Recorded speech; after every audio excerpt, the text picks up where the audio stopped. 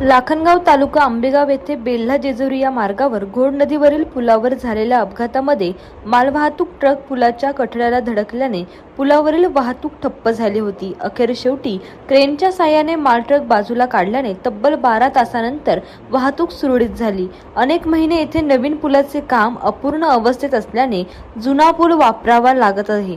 त्याचा फटका वारंवार वाहतूक कोंडीसाठी होत असून नवीन पूल कधी पूर्ण होणार याकडे सर्वांचे लक्ष लागले आहे। माल ट्रक जेजुरी येथून बेल्ह्याच्या दिशेने पहाटे 1:30 वाजता चालला होता। लाखनगाव येथील पुलावर माल ट्रक आला असता चालकाचे नियंत्रण सुटून मालवाहतूक ट्रक पुलाच्या कठड्याला धडकल्याने माल ट्रकचे नुकसान झाले, तसेच वाहतूक ठप्प झाली।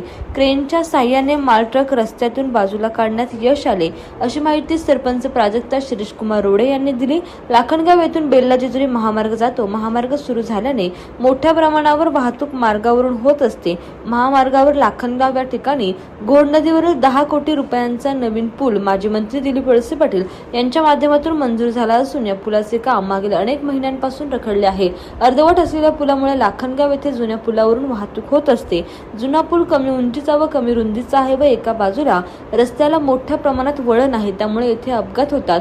या आधीही या पुलावर अनेक वेळा अपघात होऊन वाहतूक ठप्प झाली आहे। तसेच पावसाळ्याच्या दिवसात या पुलावरून घोड नदीचे पाणी वाहत असल्याने वाहतूक ठप्प होते। मागे अनेक वर्षांपासून बेल्हा जेजुरी महामार्ग सुरू असल्याने मोठ्या प्रमाणात वाहतूक वाढले आहे, परंतु लाखनगाव येथे असणारा पूल अपूर्ण असल्याने मोठ्या प्रमाणावर मनस्ताप होत आहे। रखडलेल्या पुलाचे काम लवकर पूर्ण व्हावे अशी मागणी आंबेगाव तालुका शेतमाल प्रक्रिया संस्थेचे अध्यक्ष सतीश रोडे पाटील आणि त्याचबरोबर आंबेगाव तालुका खरेदी विक्री संघाचे माजी अध्यक्ष अनिल वाळुंज यांनी केली आहे।